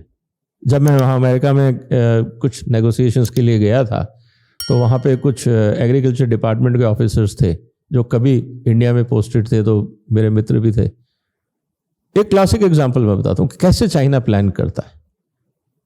जब WTO में वो एंटर हुआ चाइना, तो बहुत सारी कंडीशंस लगाई गई, क्योंकि China was not a founder member, it joined late. तो उस पर बहुत सारी अमेरिका ने कंडीशन लगा, आपको ये भी लिबरलाइज करना होगा, ये भी करना होगा, ये भी करना होगा, ये भी करना होगा। उन्होंने अपनी कंडीशन लगा दी। चाइना ने कहा साहब पॉसिबल नहीं है, उनका रिजेक्ट हो गई एप्लीकेशन। फिर सेकेंड राउंड में वो आए, अमेरिका ने फिर वही कंडीशन लगा दी, चाइना ने कहा साहब पॉसिबल नहीं। थर्ड बार जब वो आए, उन्होंने कहा कि अगर आप ज्वाइन करना चाहते हैं WTO तो ये आप साइन करिए। उन्होंने कहा ठीक है, मजबूरी हम कर देते हैं साइन, ठीक है। हमको क्या लगा कि हमने, ये अमेरिकन ऑफिसर का कहना था, अमेरिकन वहाँ का जो डिप्लोमेट था नेगोशिएशन में, उसने कहा हमें लगा कि हमने चाइना को दबा दिया, they have accepted our condition. हम बहुत खुश थे, हम वापस ऑफिस आए, वी वर सेलिब्रेटिंग कि we got the game in our favour. कहता within 7 days I found my boss was shouting in his cabin and we rushed to his room कि क्या हुआ, कि this is the least what I expected in my life। China ने जो 3 बार rejection किया ना कि हम नहीं कर सकते, हम नहीं कर सकते, एक्चुअली दे वर प्रिपेयरिंग। और जैसे ही ये एग्रीमेंट साइन हुआ, हम तो बाद में एक्सपोर्ट करते, वही चीज चाइना ने एप्लीकेशन दी कि I want to export back to US। तो वो जो टाइम लैग उन्होंने लिया नेगोशिएशन में, they were doing their homework, they were preparing themself. वो खाली नहीं बैठे थे। और हम लोगों को ये लग रहा था कि हमने उनको रिजेक्ट कर दिया, वो रोकते हुए घर गए हैं। एक्चुअली वो they were buying time to prepare themselves. और जिस दिन एग्रीमेंट साइन हुआ, इससे पहले कि हम उस एग्रीमेंट का बेनिफिट उठाते, they countered us. This is a smartness of China. तो ये अमेरिकन ऑफिसर्स और डिप्लोमेट्स का कहना है। तो कहने का मतलब क्या है सर, हमको नहीं सीखनी ये चीजें। हम आज ग्लोबल मार्केट की बात करें, we want to become a big economic player. तो हमारे यहाँ तो यदि ऑफिसर्स बिजनेस के साथ बहुत क्लोज कोऑपरेशन करने लगेंगे तो उनके ऊपर CBI की रेड भी हो सकती है। ये सर, यही मैं कह रहा हूं कि ये माइंडसेट प्रॉब्लम है आज हिंदुस्तान में भी। ये सिर्फ ऑफिसर की बात नहीं है, आप जनता को देख लीजिए ना, पॉलिटिकल क्लास को भी देख लीजिए। आज अमेरिका में अगर वहाँ की कंपनी एप्पल चाइना में जाती है, एप्पल प्रोडक्ट बनाती है, पूरी दुनिया में सबसे महंगा फ़ोन बेचती है, बिलियंस और ट्रिलियंस ऑफ डॉलर का उनका रिजर्व हो जाता है, अमेरिकन पॉपुलेशन को खुशी होती है कि Apple is our company, Microsoft is our company. वहाँ की गवर्नमेंट, वहाँ के प्रेसिडेंट उनको बुलाते हैं व्हाइट हाउस में, उनका सम्मान करते हैं, उनके साथ मीटिंग्स होती हैं कि और तुमको क्या चाहिए so that American corporations become strong. India में आप करके देखो, यही हमारा ऑपोजिशन चलाएगा। Why you are favouring Adani, why you are favouring Ambani, why you are favouring Tatas. तो किसको फेवर करें? इकोनॉमी क्या MSME चलाएगा? इंटरनेशनल मार्केट में आप कॉम्पीट कैसे करोगे? अगर आप उन कंपनियों की प्रॉब्लम सॉल्व नहीं करोगे, उनका अगर टर्नओवर नहीं बढ़ेगा, ज्यादा इन्वेस्टमेंट नहीं वो करेंगे, तो एम्प्लॉयमेंट जनरेशन कैसे होगा, रेवेन्यू जनरेशन कैसे होगा, आप इंटरनेशनल मार्केट में कैसे जाएंगे? ये हमारी पॉलिटिकल पार्टीज की मेंटल बैंक्रप्सी है। आई एम सॉरी टू से दिस। हम लोग कभी भी नेशनल इंटरेस्ट और पॉलिटिकल इंटरेस्ट में डिफरेंशिएट कर ही नहीं पाए। This is nothing but A short sighted political activity which is killing national interest. तो ये मेच्योरिटी कैसे आएगी? इसीलिए जो लीडरशिप क्वालिटीज हैं वो हमारे पास नहीं है। हम तो सिर्फ शाउटिंग गेम खेलते हैं कि अच्छा मोदी ने किया गाली दे दो, कांग्रेस ने किया गाली दे दो, किसी और ने किया उसको गाली दे दो। We are only interested in leg pulling. और ये चाइना जानता है, इस बात को आप समझिए। दुनिया जानती है इस बात को कि यार तुम्हारे बस की बात नहीं है, तुमसे नहीं आ पाएगा।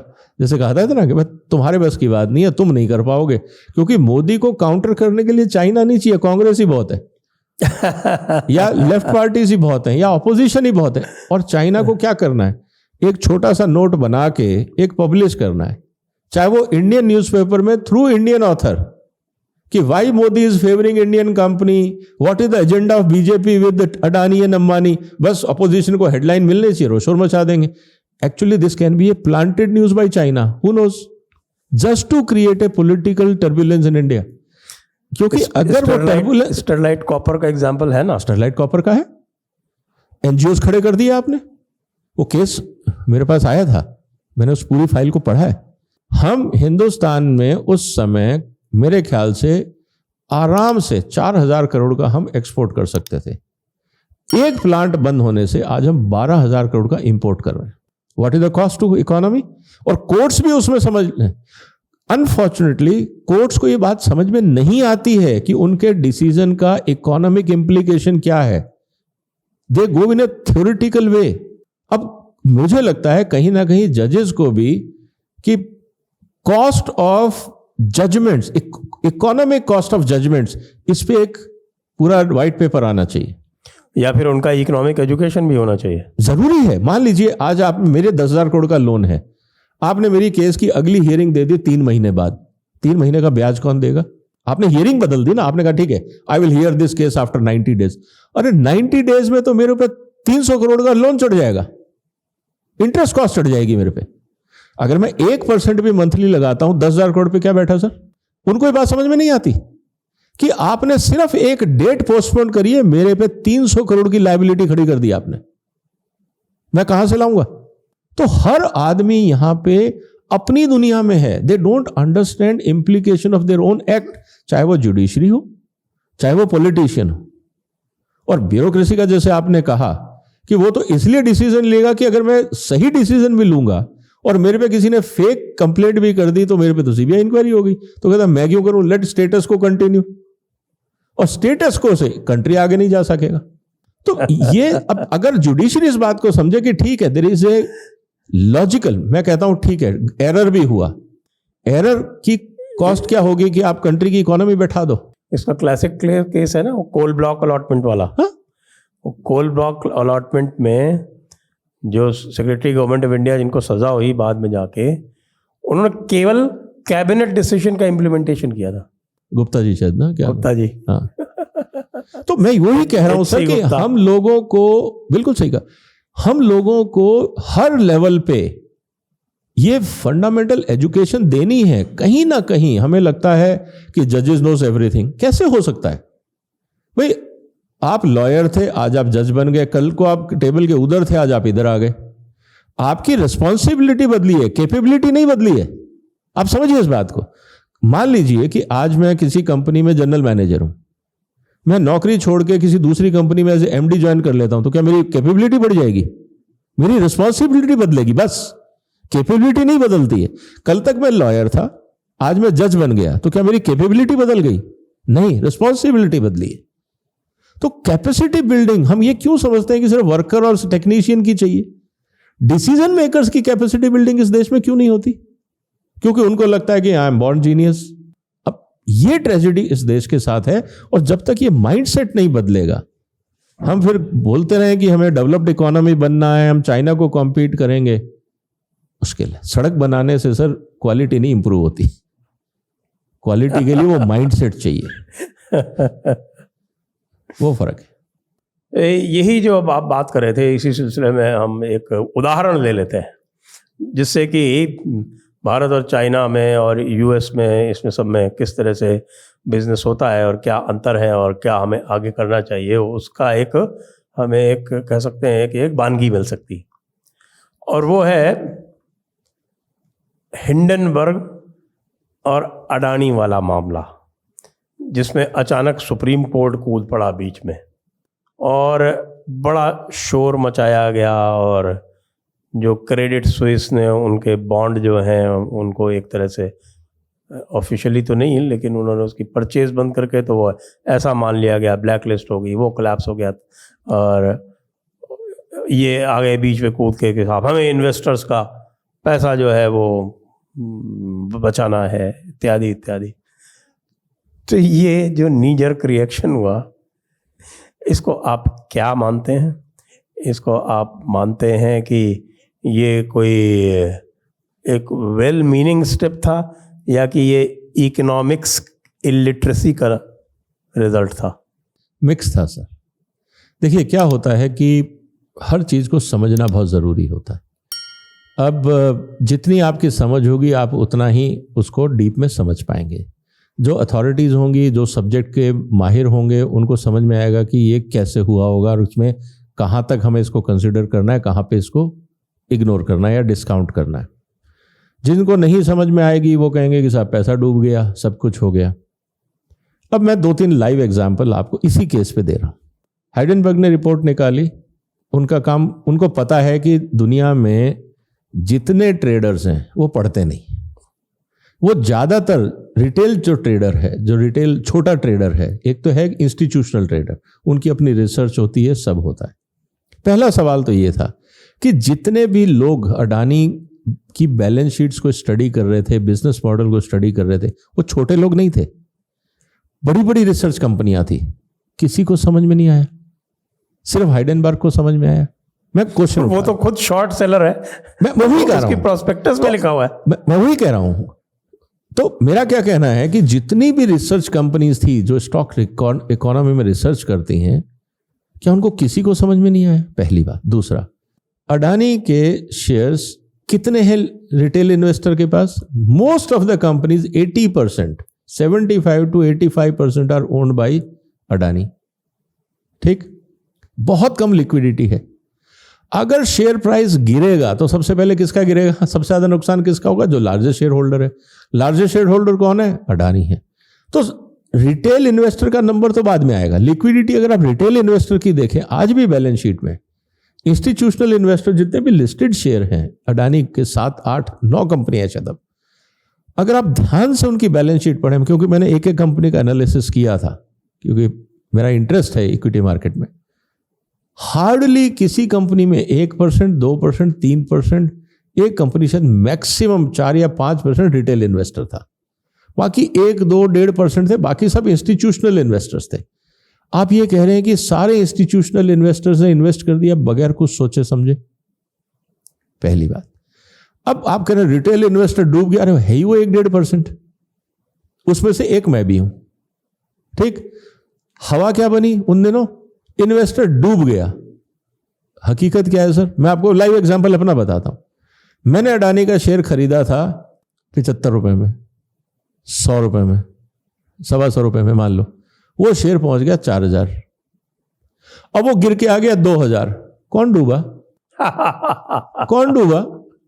उसमें एक फायदा भी हुआ, जब वो शेयर बहुत गिरे तो मैंने भी खरीद लिया उसको और अब मेरे 2-1 महीने में कोई 35% का रिटर्न आ रहा है। मैं क्या बोल रहा हूं?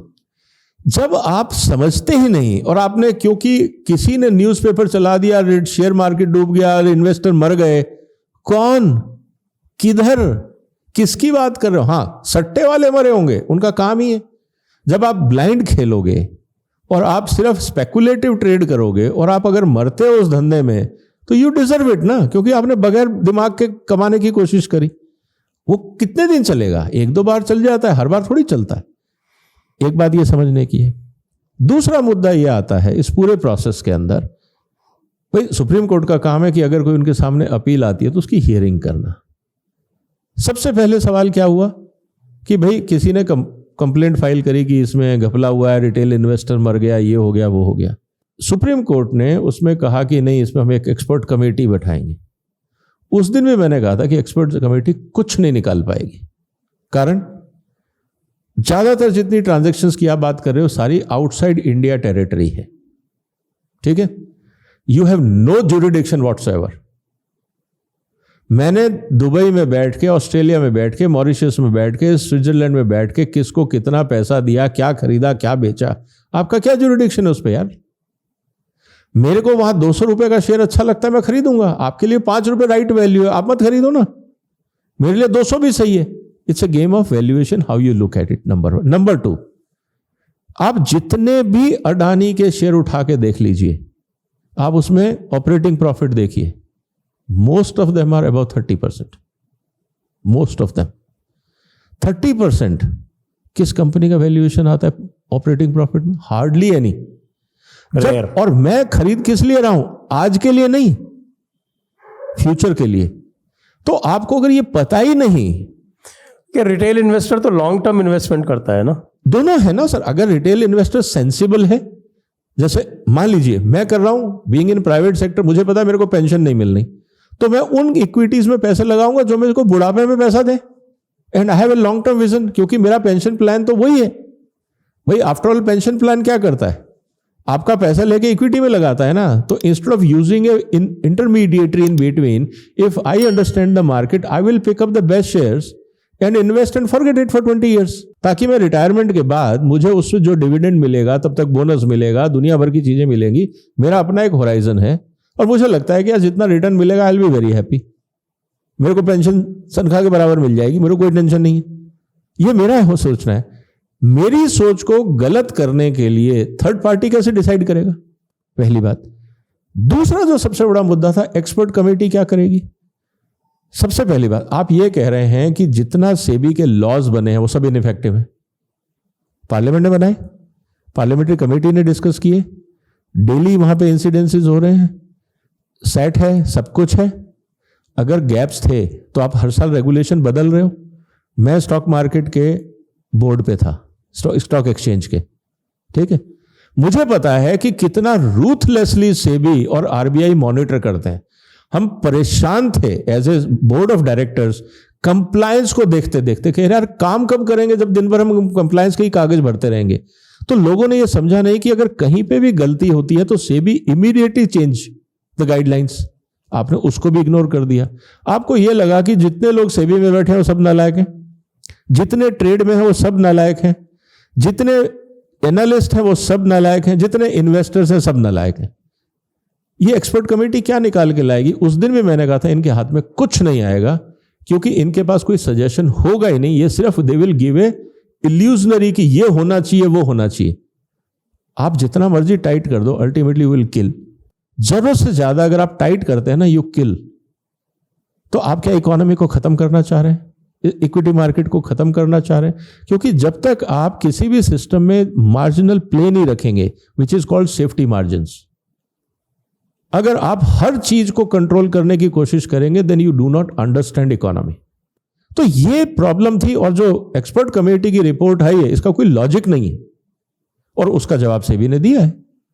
तो कहने का मतलब क्या है सर, कि हम लोग जिस सब्जेक्ट को नहीं समझते, हम उसमें भी इंटरवीन करने लगते हैं। या तो आप पहले बुलाते कि यार क्यों हो सकता है, किस लिए हो सकता है, उस प्रॉब्लम को पहले डायग्नोस तो करो।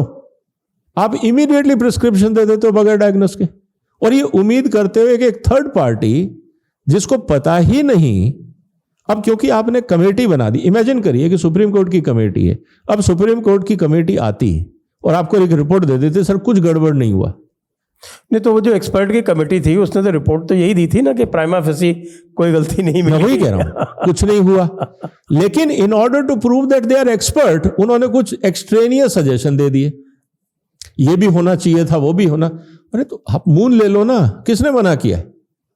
पॉइंट ये है कि is it feasible, it is workable. नहीं तो आप फिर ये फाइनली कह दो ना कि साहब कि हमारी एक स्टॉक मार्केट जो है वो ऐसी अनोखी रहेगी जिसमें किसी भी प्रकार का स्पेक्यूलेशन नहीं होगा, हम शॉर्ट सेलिंग नहीं अलाउ करेंगे, ऐसे कर दो। है क्या कोई ऐसी मार्केट जिसमें शॉर्ट सेलिंग नहीं होती? आज भी Indian stock market is one of the most regulated market in the world. Our regulation, settlement का यहाँ साइकिल शायद 2 दिन का है। हाँ, मैं वही कह रहा हूं, जो हमारे यहाँ पे एफिशिएंसीज हैं, जो स्पीड है, जो मॉनिटरिंग है, जो सर्वेलेंस है, दुनिया में कहीं नहीं है। People have to learn from India. India's financial IT infrastructure is one of the best in the world. Our regulatory system on finances are one of the best in the world. अब आप कहेंगे कि नहीं देखो वो घपला हो गया। अरे यार, मैंने दिन में 20 करोड़ ट्रांजैक्शन किए, एक आधा उसमें से अगर चोर निकल गया तो क्या बाकी क्या सब बेकार थे? What we are up to. तो कहने का मतलब ये है कि या तो हम हर चीज को ओवर रेगुलेट करने की कोशिश करते हैं, उसके अलावा हम हर चीज में ये सोचते हैं कि देखो आई हैव फिक्स्ड इट। अरे you have not fixed it, you have killed it. आपके डिसीजन से क्या मार्केट इंप्रूव हुई या किल हुई? एफिशिएंसीज इंप्रूव हुई या रिस्ट्रिक्ट हुई? पार्टिसिपेशन बढ़ा या घटा? हमारे पैरामीटर ही गलत हैं। तो मुझे लगता है कि कहीं ना कहीं ignorance in the name of expertise, in the name of external experts, हम सोचते हैं कि जो लोग मॉनिटर कर रहे हैं, जो ऑपरेट कर रहे हैं, वो सब नालायक हैं।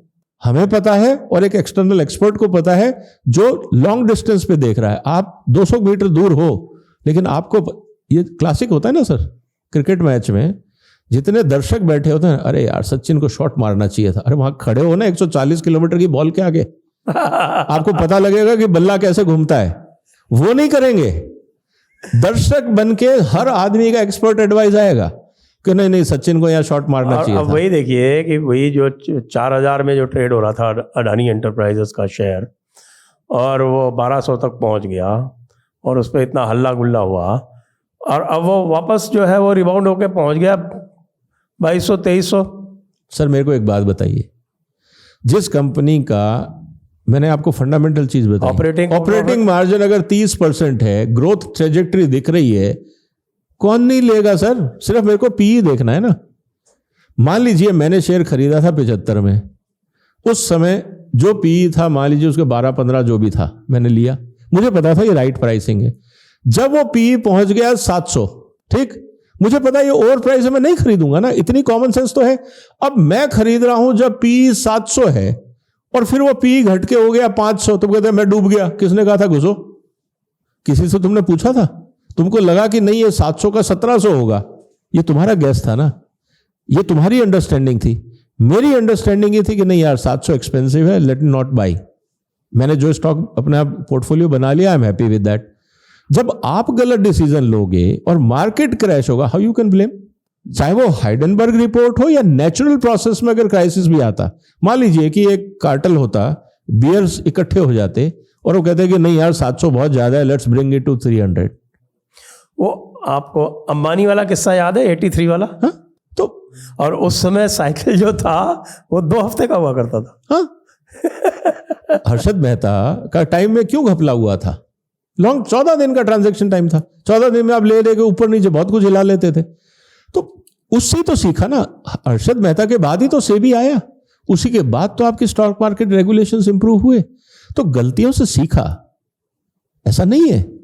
तो मेरा ये कहना है कि हमेशा अगर हर चीज को लेके पहुंच जाएं कि नहीं नहीं हम ही बताएंगे सही कैसे होगा, तो फिर आप एक ही बार में बना दो ना सुप्रीम कोर्ट और सारे एक्सपर्ट कमेटी बैठ के कि how to run a stock market, एक बाइबल बना दो, काम खत्म हो जाएगा। क्योंकि विद एक्सपीरियंस तो हम सीखेंगे नहीं। स्टॉक मार्केट बंद हो जाएगी, बहुत अच्छा होगा। मैं वही कह रहा हूं कि हर चीज में हम ये क्यों समझते हैं कि हमको सब पता है। चलिए इसको दूसरे मोड़ पे ले जाते हैं। अगले 5 वर्ष में आप इक्विटी मार्केट को, इंडियन इक्विटी मार्केट को किस लेवल पे जाते देख रहे हैं? सर अगर आप मेरे से पूछें, जो मोदी जी ने कहा वहां से शुरू करके इक्विटी मार्केट को आप कनेक्ट करिए कि इंडिया में आइए, नहीं तो आप लेट हो जाएंगे। आज हिंदुस्तान में, चाइना की हमने बात करी, market is overheated, means economy is overheated, stress है, चैलेंजेस हैं, चाहे वो उनके बायलैटरल इश्यूज हों, पॉलिटिकल इश्यूज हों, रशिया चाइना की पार्टनरशिप है, जो भी है, China is under pressure. People want to move away. Strategically कर पाएंगे या नहीं, ये डिपेंड करेगा कि इंडिया जैसे कंट्री में अल्टरनेट ऑप्शंस क्या निकल के आते हैं। पहली बात, Europe is fully saturated, Europe is a ageing economy, वहां ग्रोथ प्रोस्पेक्ट्स नहीं है। आप चले जाइए America, America is a consumption economy, inflation उन्होंने देख लिया। अब वो जमाना गया जब फ्री मनी, लो मनी का कॉस्ट था, अब they have to shrink and become more logical. वहाँ तो डेट बर्डन इतना है कि मैं वही कह रहा हूँ, now they have to become logical. Print करते जाते हैं और डेट बढ़ाते जाते हैं, प्रिंट करते वही है, they have to become logical. इसीलिए डी-डॉलराइजेशन की बात है। एब्सोल्युटली। तो उनके तमाशे को अब दुनिया समझ रही है कि हमारे, यहाँ तक कि सोरोस ने भी कह दिया कि भाई make another reserve currency, we can not afford so much debt. Correct. तो ये हो गया। लैटिन अमेरिका में ब्राज़ील को छोड़ के बाकी सब एग्रीकल्चर इकोनॉमी है, लिमिटेड मार्केट है, बहुत ज़्यादा कोई स्कोप है नहीं। अफ्रीका आप आ जाइए, अफ्रीका में पॉपुलेशन है, परचेजिंग पावर नहीं है। वहाँ इन्वेस्ट लोग इसलिए नहीं कर रहे क्योंकि अब रॉ मटेरियल आपको चाहिए था, उसके अल्टरनेट सोर्सेज बन रहे हैं, टेक्नोलॉजी मूव हो रही है, सो मेनी थिंग्स। और जो भी अफ्रीका में इन्वेस्ट करेगा वहाँ पे सबसे पहले उसको इन्वेस्ट करना होगा ह्यूमन रिसोर्स में, क्योंकि वहाँ मैन पावर नहीं है। और पॉलिटिकल डिस्टेबलाइजेशन की हमेशा बात करते हैं, और बहुत बड़ा ज्योग्राफी है। छोटा होता सिंगापुर जैसा तो आप इन्वेस्ट करके या दुबई जैसा इन्वेस्ट करके आप रिटर्न ले सकते थे। अब आपको 200 किलोमीटर की सड़क लगानी है, वहाँ फैक्ट्री लगा के आप माल लाओगे, वायबिलिटी नहीं है। सरकार के पास पैसा नहीं है इंफ्रास्ट्रक्चर लगाए। वर्ल्ड में क्राइसिस चल रहा है, वो यूक्रेन का वॉर फंड करेंगे या अफ्रीका का इंफ्रास्ट्रक्चर, उनकी प्रॉब्लम है। तो वहाँ चैलेंजेस हैं। जो छोटी इकोनॉमीज हैं ईस्ट एशिया की, परचेजिंग पावर अच्छी है लेकिन इकोनॉमी साइज छोटा है, कोई 20 मिलियन, कोई 30 मिलियन, कोई 40 मिलियन, घूम फिर के 1400 मिलियन हिंदुस्तान है। अनसैचुरेटेड मार्केट है, रॉ मटेरियल बेस है, ज्योग्राफिकली स्ट्रेटेजिकली लोकेटेड है। हमारे यहाँ प्रॉब्लम थी गवर्नेंस की, क्वालिटी को लेके, quality of governance. Digitisation is improving that. Top level पे हम करप्शन की बात इतनी नहीं सुनते हैं, लेकिन ग्राउंड लेवल पे करप्शन आज भी है। हम अगर ग्राउंड लेवल पे करप्शन इंप्रूव कर दें, हमारा जो ह्यूमन रिसोर्स इंप्रूव हो रहा है, मतलब जो रिक्वायरमेंट है, हिंदुस्तान में आज कॉम्पिटेंट लोग नहीं मिलते हैं, क्वालिफाइड मिलते हैं, कॉम्पिटेंट नहीं मिलते हैं, दोनों में फर्क है। हम अगर कॉम्पिटेंसी पे ध्यान दें, डिग्री सर्टिफिकेट बहुत बांट दिए लेकिन कॉम्पिटेंसी नहीं है। कॉम्पिटेंसी पे अगर हम ध्यान दें, और जिस तरह से यहां मार्केट है, Indian economy will grow faster than what we have today. This will reflect in stock market. Stock market it is already the fastest. That's what I'm saying. आने वाले दिनों में 5 साल में डबल भी हो सकती है, उससे ज्यादा भी हो सकती है। क्योंकि अब जो खेल होगा इकोनॉमी में वो होगा वैल्यू एडिशन का। रॉ मटेरियल क्वांटिटी नहीं बढ़ेगी, नॉलेज इनपुट बढ़ेगा, रिसर्च इनपुट बनेगा, तो 10 रुपए की चीज आप 50-100 में बेच पाएंगे। सो वो जो मार्जिन है, value addition, that will help Indian companies and share holders to see the value. तो जैसे जैसे हम रिसर्च पे फोकस करेंगे, जैसे जैसे हम नॉलेज कंपोनेंट पे फोकस करेंगे, कमोडिटी पे नहीं, आटे में आपको कुछ नहीं मिलने वाला, लेकिन उस आटे से अगर आप एक हाई एंड बिस्किट बना रहे हैं, और वही 1 किलो आटा जो 30-40 रुपए में मिल रहा है, वही बिस्किट जब 400 रुपए किलो बिकेगा, that is what value addition is. उस वैल्यू एडिशन से शेयर होल्डर्स के पास पैसा आएगा, मार्जिन्स कंपनी के बढ़ेंगे, तो इक्विटी ग्रोथ होगी। तो इंडिया का future depends upon, for those companies, those who have research bent of mind. If companies are only interested in producing commodities, they have no future. So focus on research and market will reward you. That is the simple answer. इसी में एक और चीज़ देख लेते हैं global perspective में। D-dollarisation की हमने थोड़ी बहुत चर्चा की। आप डॉलर की वैल्यू क्या देखते हैं अगले 5 वर्षों में? है सर, बहुत डिपेंड करता है, क्योंकि इन्फ्लेशन है। अब जिस तरह से, for example, India is improving exports, China is improving exports, and if they are going into bilateral trade, suppose China says कि यार हम तो अपनी करेंसी में ट्रेड करेंगे सऊदी अरेबिया के साथ, आप हमसे माल लो, हम आपसे पेट्रोल लेते हैं बट इन चाइनीज करेंसी, और जो डेविएशन होगा बस हम उतना ही डॉलर पे सेट ऑफ कर लेंगे। सेम थिंग अगर इंडिया बोलता है, सेम थिंग बाकी कंट्रीज बोलते हैं, तो dollar will have a bad time, क्योंकि वो जो ग्रोथ दिखनी चाहिए वो नहीं दिखेगी। तो जो डिमांड है डॉलर की वो श्रिंक होगी, और जब डिमांड डॉलर की श्रिंक होगी और आप नोट छापे ही जा रहे हो, तो obviously I don't see much there. लेकिन प्रॉब्लम आएगा अमेरिका को, क्योंकि जितना वो डॉलर प्रिंट कर रहे हैं उतना वहां इन्फ्लेशन आउट ऑफ कंट्रोल जाएगा।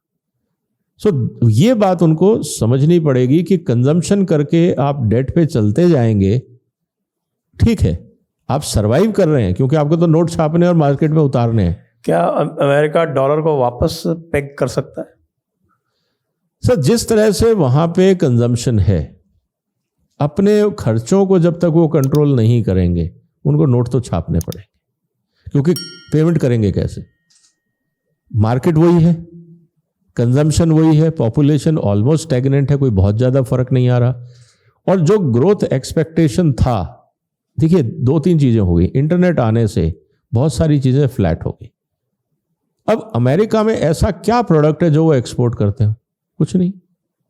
अब वो कोशिश कर रहे हैं, चाहे वो अपना दे एक्सपोर्ट वॉर्स। पॉइंट ये है, आज अगर हम मान लीजिए उसकी सेमीकंडक्टर की बात कर रहे हैं, they are one of the biggest manufacturer but consumer also. Can they export and compete in against China?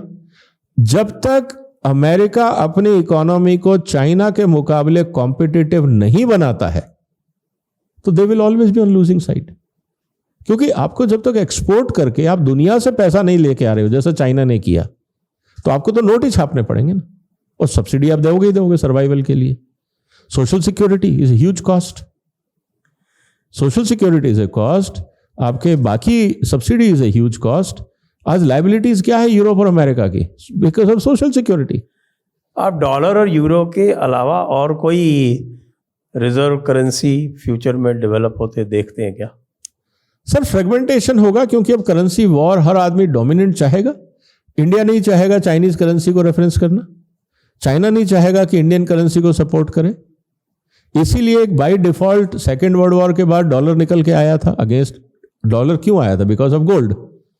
ये गोल्ड हम हटा के, गोल्ड एज ए स्टैंडर्ड हटा के, हम डॉलर को एज ए स्टैंडर्ड लेके आए, which is easily tradable, convertible. Dollar pegged था उस समय गोल्ड के अगेंस्ट। हाँ, उनके पास सबसे बड़ा गोल्ड का भंडार था, तो वो खत्म हो गया, जो उन्होंने सेकेंड वर्ल्ड वॉर में इकट्ठा किया था। करेक्ट। तो वो स्ट्रेटेजिकली खेला उन्होंने, लेकिन उसकी एक लाइफ है। तो आने वाले समय में बहुत कुछ बहुत तेजी से बदलेगा। लेकिन फंडामेंटल चीज क्या है sir? The countries those who have lower transaction cost, high on research and high on value addition will win.